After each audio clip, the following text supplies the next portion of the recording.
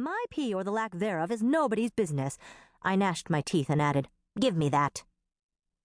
I snatched the memo away from Cooper so quickly he didn't see my hand move until his wrinkly fingers were clutching air. This startled him into a gasp, which we then both pretended I hadn't heard. That, I was learning, was vampire etiquette.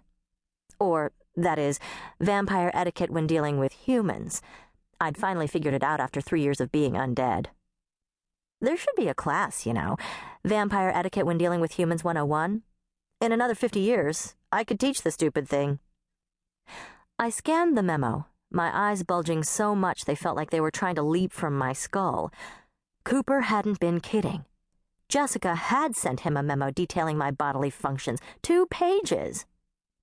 To Samuel Cooper, from The Boss, R.E., Betsy, Vampirism, and Cargo. Cargo? My gut churned, and the part about me being the vampire queen was bulleted. I can't believe she sent you a memo.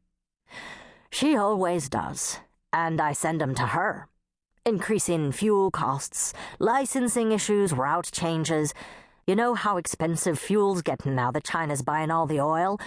The EM ain't cheap, The EM, Jessica's private joke. It stood for Emancipated Minor. And she sends her memos to me to keep me in the loop, don't you know? Seems this one's a little late, though, he muttered. Creepy speed and unnaturally grotesque super strength? Aghast, I kept reading as other bletchy phrases leaped out at me. Still obsessed with shoes but married rich and can now actually afford the stupid things? That scrawny traitor. I'm going to... Immortality hasn't given her any interest in any topic she cannot refer to in the first person. Why that? Okay, I can't really argue with that last one, but she didn't have to highlight it. Look, it's highlighted. So is extreme narcissistic tendencies. In any case, I'm to fly you to Cape Cod so you can meet with the king of the werewolves and make sure he doesn't sick his pack on you. I think it's pronounced pack. Cooper heard the capital P and nodded. Right, this pack. They're pretty ticked. Because of that little gal, Antonia? I nibbled on the inside of my lip, distressed, as always, by any mention of Antonia. It had only been a week. It didn't still sting as much as feel like a lateral slice through the liver. See, poor Antonia was making the trip with us, in the cargo hold, as all corpses flew. In a plain wooden coffin, the lethal bullet holes all over her skull still not filled in by an undertaker.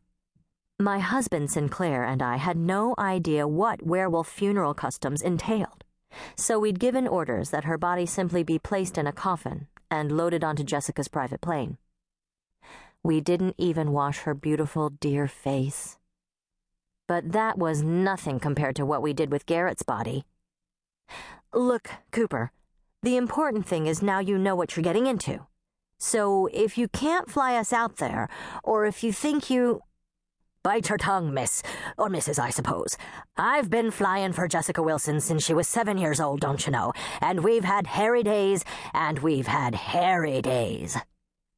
Cooper, I never, ever want to hear about your hair. He ignored me. It was just as well. I've seen and heard things. Never mind. That's private family business. Oh, come on, we're best friends. I mean, Jessica and me. I didn't know if Cooper had any friends. There's no way you know stuff that I don't. Cooper ruthlessly interrupted my shameless scrounging for gossip. This doesn't scare me. He nodded at the memo, inadvertently crumpled in my fist. But I surely wish Miss Jessica had told me earlier. He meant, of course, like, how about before I flew you and the Vampire King to New York City for your honeymoon, dumbass? But Cooper neither A, freaked out, nor B, quit. And thank God, because finding another private pilot at this hour would have been a bitch. You got a problem with the boss? I asked. Take it up with the boss. What I want to know is, are we still leaving at 8 o'clock? Because if we weren't, I, and probably my husband, was going to be in big trouble with 75,000